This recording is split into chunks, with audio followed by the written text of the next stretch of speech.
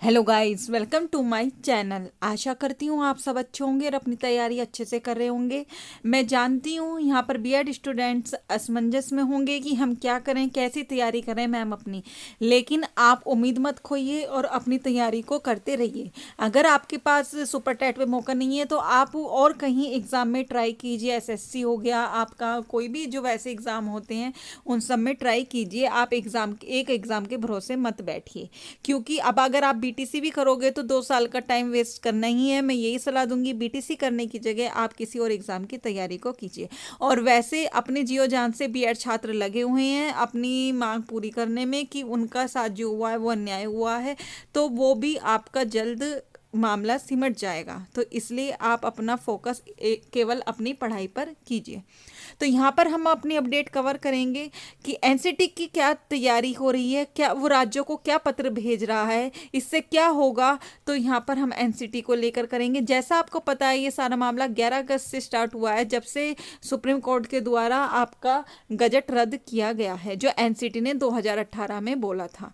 तो वहाँ पर एनसीटी ने अभी तक अपना स्पष्ट तौर से नहीं दिया है कि ये कब से रद्द होगा। ना सुप्रीम कोर्ट ने बताया है कि आपका 11 तारीख से रद्द होगा, जो अभी आया है कि उसके बाद से मान्य होगा, या फिर आपकी 2018 से ही। तो 69,000 शिक्षक भर्ती से क्या जुड़ी खबर, जैसा आपको पता है आज 11 सितंबर को उसकी सुनवाई है, तो वो भी आपको पता चल जाएगा उसमें क्या हो सकता है। और जो इसका निर्णय आएगा वो मैं आपको वीडियो में बता दूंगी। और निर्णायक सुनवाई कब तक हो सकती है वो भी हम इसमें देखेंगे। तो आप स्टार्टिंग से लेकर एंड तक बने रहिएगा। जैसा आपको पता है ये सारा मामला जोधपुर हाईकोर्ट से उठा था, वहीं से बीएड छात्रों को बाहर कर दिया गया था। फिर ये धीरे धीरे सभी राज्यों का मामला हो गया और सभी राज्यों की हाईकोर्ट सुप्रीम कोर्ट में चली गई। सुप्रीम कोर्ट से ये विवाद फैल गया। जो जनवरी से आपका ऑर्डर लगा हुआ था और उसका अब वो फैसला 11 अगस्त को आया था, और जहां से बीएड को बाहर कर दिया गया था। जिससे पहले ये उम्मीद जताई जा रही थी कि बीएड बाहर नहीं होगा, क्योंकि सारे पक्ष उसकी तरफ थे, क्योंकि बीएड में बहुत कम वैकेंसीज आती हैं और नंबर ऑफ वैकेंसीज बिल्कुल नहीं। जो प्राइमरी के टीचर होते हैं उन्हें प्रमोट करके जूनियर में भेज दिया जाता है, तो फिर जब जूनियर की वैकेंसी में प्राइमरी को फिल कर दिया जाता है तो फिर प्राइमरी में बीएड छात्रों को क्यों नहीं लिया जा रहा। जो टीजीटी वगैरह की वैकेंसी आती है वो बहुत नंबर ऑफ कम आते हैं, और फिर उसमें भी उनको ले लिया जाता है जो धांधलेबाजी करके आते हैं।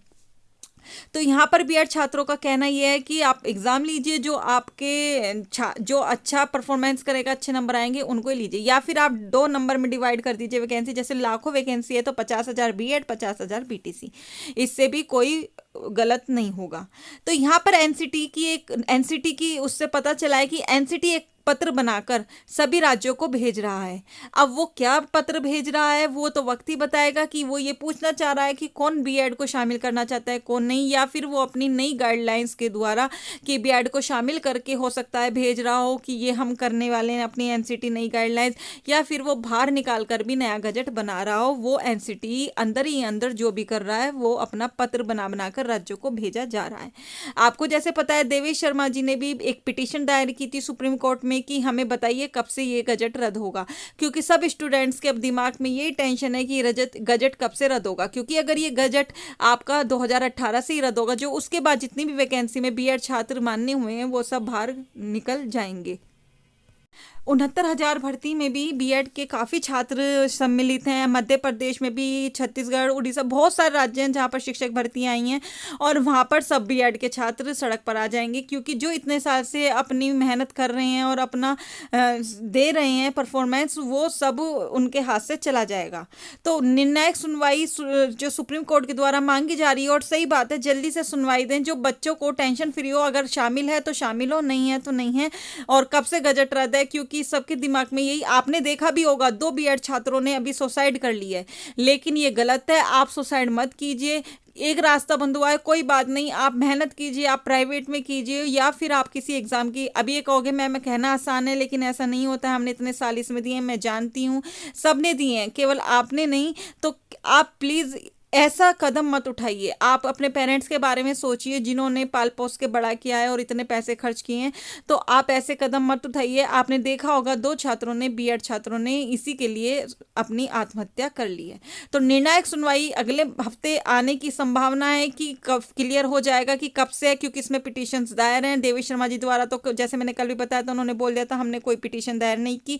अब आपका जल्द ही आपका छत्तीसगढ़, वहाँ पे वेस्ट बंगाल का फैसला लगा हुआ है, तो पहले वेस्ट बंगाल की सुनवाई होगी और आज 69,000 की जो भी होगा इस चैनल के माध्यम से आपको बताते रहेंगे। आप चैनल पे जुड़े रहिएगा क्योंकि यहाँ पर आपको ऑथेंटिक जानकारी ही मिलती है। और जैसा आपको पता है, शिक्षक भर्ती के अभ्यर्थियों ने मंत्री को सुनाई पीड़ा की। उनको इको गार्डन में उन्होंने वो धरना दे रहे हैं, 69,000 भर्ती के नंबर अभी तो उसमें अभी भर्ती भी पूरी नहीं हुई है, उनको निकलने की बात आ गई है। और नए शिक्षा आयोग के गठन में फंसी शिक्षक भर्ती, जैसा भी आपको पता है नया आयोग शिक्षा आयोग बना है लेकिन वो अभी तक लागू में नहीं आया है और उसमें डेली ही लेट हो रहा है।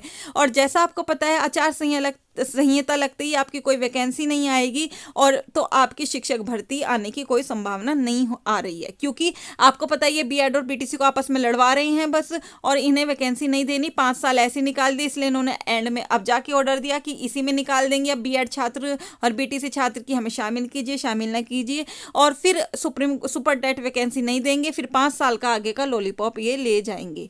और जैसा आपको पता है 5 साल से अभी नहीं दी, 5 साल फिर इनके शिक्षक और छात्र अनुपात बराबर होते हैं, तो यही रहेगा। तो इसलिए मैं बार बार कह रही हूँ, आप लड़ाई छोड़िए, एकजुट होकर वैकेंसी की मांग कीजिए और वैकेंसी को लीजिए। आचार संहिता लगता है सारी ही वैकेंसी फिर से पानी में जाएगी और आपकी भर्ती नहीं होगी।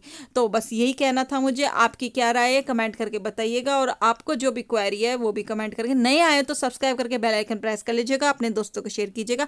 यहाँ पर आपकी तैयारी भी मैं करंट की वीडियो डालूंगी, आप उसको जरूर देखिएगा। अगर आपको अच्छी लगती है कि इस टाइप की मैं करंट कराऊं तो मैं डेली करंट भी कराया करूंगी। तो आज के लिए इतना ही, थैंक यू।